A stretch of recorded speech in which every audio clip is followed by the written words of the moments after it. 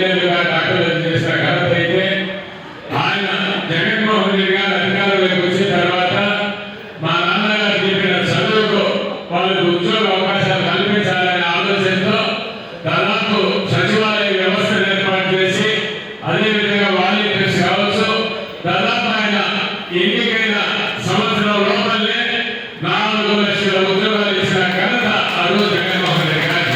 ఈరోజు సచివాలయ వ్యవస్థ కావచ్చు వాలంటీర్ వ్యవస్థలు కావచ్చు ఇవన్నీ రూపొందించి నిరుద్యోగులకు ఉద్యోగ అవకాశాలు కల్పించాలనే ఆలోచన ఆ రోజు చేయడం జరిగింది. ఎందుకంటే ఆయన పదే చెప్పేవాడు జగన్మోహన్ రెడ్డి గారు ప్రతి పేదవాళ్ళకి తీసేది ఆస్తి అనేది చదువు అనేది ఆస్తి. ఎందుకంటే ఆ రోజుల్లో విదేశీ విద్య ఎందుకంటే ప్రతి 7వ తరగతులు బిడ్డలే ఈరోజు ఇక్కడ చదువుతున్నారు. ఈరోజు పాశ్చాత్య దేశాల్లో పోయి ప్రతి పేదవాడి బిడ్డ కూడా చదవాలి మా బిడ్డలే కాదనే ఆలోచనతో విదేశీ విద్యా విధానం చేయడం జరిగింది. ఆ రోజుల్లో నిజంగా ప్రతి పేదవాడి బిడ్డ కూడా ఎందుకంటే ప్రతివాళ్ళు తరగతులు ఇంగ్లీష్ మీడియంలో చదువుతున్నారు. ప్రతి పేదవాడి బిడ్డ కూడా చదవాలనే ఆలోచనతో ఇంగ్లీష్ మీడియం పెడితే ఆ రోజుల్లో అన్ని పార్టీలు మాట్లాడే ప్రతిపక్ష పార్టీ నాయకులంతా ఎందుకంటే జగన్మోహన్ రెడ్డి గారికి తెలుగు అవసరం లేదా అని ఏమైనా మీ బిడ్డలేమో ఇంగ్లీష్ మీడియంలో చదవచ్చు పేదవాడి బిడ్డ లేదా అని ప్రతి పేదవాడి బిడ్డ ఎందుకంటే ఈ రాష్ట్రం దాటితే ఇంగ్లీష్ అవసరం తెలుగు అవసరం ఇంగ్లీష్ అనేది చాలా ముఖ్యం. అందువల్ల ఇంగ్లీష్ మీడియం పెట్టి ఆ రోజుల్లో తెలుగువాడి మన తెలుగు పిల్లలు ఐక్యరాజ్య సమితిలో మాట్లాడితే ప్రపంచమంతా ఆంధ్ర రాష్ట్రంలో విద్య ఇంత బాగుండాలని ఆంధ్ర రాష్ట్రం చూశారు ఆ రోజుల్లో. ఎందుకంటే విద్య అంటే కేరళ రాష్ట్రం అంటారు. ఆ రోజు కేరళ మించిపోయి ఆంధ్ర రాష్ట్రంలో ఎందుకంటే గవర్నమెంట్ స్కూల్స్ కావచ్చు కార్పొరేట్ విద్యాలయాలు మించిపోయే విధంగా స్కూల్స్ అన్ని కూడా అభివృద్ధి చేయడం జరిగింది. అంత విద్యను అంత ముందుకు తీసుకపోతే ఇప్పుడు ఈ ప్రభుత్వంలో విద్యను వారి ఉద్యోగాలు కూడా దొడ్డిదారులు తీసుకుపోయి స్పోర్ట్స్ సర్టిఫికేట్ అన్ని పెట్టి ఒక రాత పరీక్ష రాకుండా కూడా ఉద్యోగాలు రావడం జరిగింది. ఎంతో మంది ఎంతో మంది మెరిట్ స్టూడెంట్స్ ఉద్యోగ అవకాశాలు కూడా కోల్పోవడం జరిగింది. అందువల్ల ఈ రోజు భారతదేశంలో చూడండి ఢిల్లీలో పేపర్ లీక్ అయితే ఈ రోజు కేంద్ర మంత్రి రాజీనామా చేసే పరిస్థితి ఏర్పడింది. ఈ ఉద్యమం ఏ పార్టీ చేసింది కాదు, కేవలం విద్యార్థుల నుంచి పుట్టిన ఉద్యమం అది. దేశవ్యాప్తంగా కూడా పార్లమెంట్ ని గడగడలాడించడం జరిగింది. అదేవిధంగా ఆంధ్ర రాష్ట్రంలో అక్కడైతే జరిగిందో అదేవిధంగా ఈ దేశంలో ఈరోజు లోపాలు జరిగినాయి. ఈరోజు ఈ లోపాలు జరిగిన కాదని సిబిఐ ఎంక్వైరీ చేయాలని ఈరోజు మనం కార్యక్రమాలు ఉద్యమాన్ని చేపట్టడం జరిగింది. ఈ ఉద్యమంలో భాగంగానే ఈ రోజు ప్రభుత్వం సమావేశం కావచ్చు 6వ తేదీ నుంచి 9వ తేదీ వరకు ఢిల్లీ రాజపేట హెడ్క్వార్టర్స్ లో చేయడం జరుగుతుంది. మన పోలీస్ పర్మిషన్ కూడా లెటర్ పెట్టాం. తప్పకుండా పర్మిషన్ ఇవ్వకపోతే మనం దీక్ష చేయడం అనేది కూడా ధర్మం. ఈ రోజు 6వ తేదీ నుంచి 9వ తేదీ వరకు దేశంలో 10వ తేదీన 9 గంటల నుంచి మన ఆరోగ్య మండలించి సప్తాహ కూడా భారీగా ర్యాలీతో పోయి మన నిరసన ఎందుకంటే ఈ ఏదో వైఎస్ఆర్ కాంగ్రెస్ పార్టీ ఒక పార్టీకి సంబంధించిన విషయం కాదు. అన్ని రాజకీయ పక్షాలు కూడా కలిసి రావాలా. ఎందుకంటే యువత కావచ్చు విద్యార్థులు కూడా ముందుకు రావాలా. ఎందుకంటే వారికి సంబంధించిన విషయం అందరినీ కూడా మేము కోరుతున్నాం.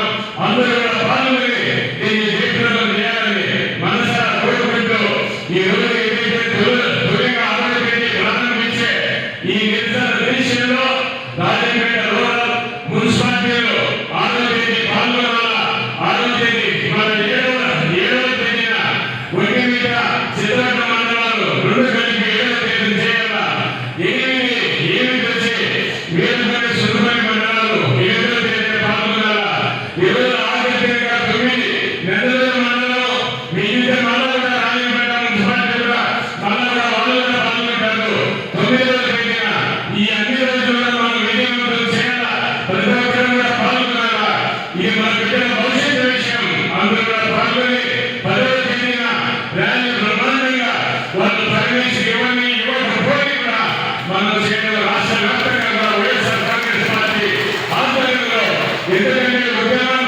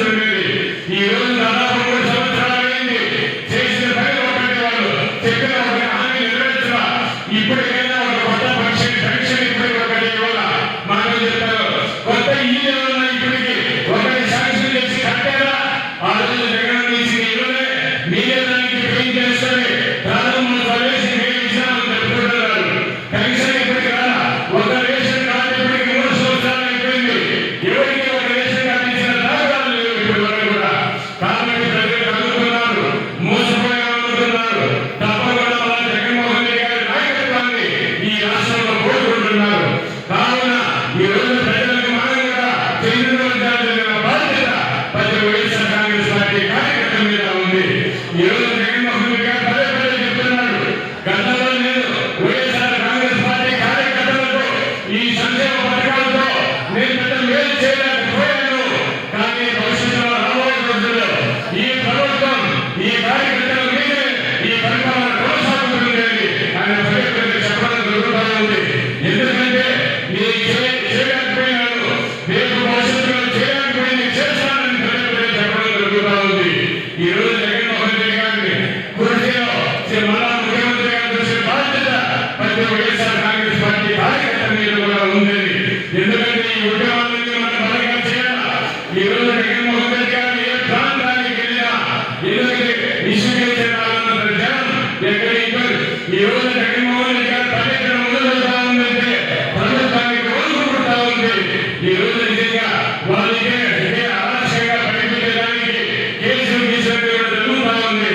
ఎలాంటి కేసులు కూడా వైఎస్ఆర్ కాంగ్రెస్ పార్టీ కార్యకర్తలు కూడా భయపడే పరిస్థితుల్లో లేదని కూడా తెలియజేస్తూ మీరు ఈ కార్యక్రమాలన్నీ చేపట్టడం చేయాలని మిమ్మల్ని అందరినీ కూడా మనస్ఫూర్తిగా కోరుకుంటూ ఈ రోజు మీరందరూ కలిసి మీరు అవకాశం కల్పించినందుకు మీ అందరికీ కూడా పేరు పేరున హృదయపూర్వక నమస్కారాలు తెలియజేస్తూ జోహార్ వైఎస్ఆర్, జై జగన్.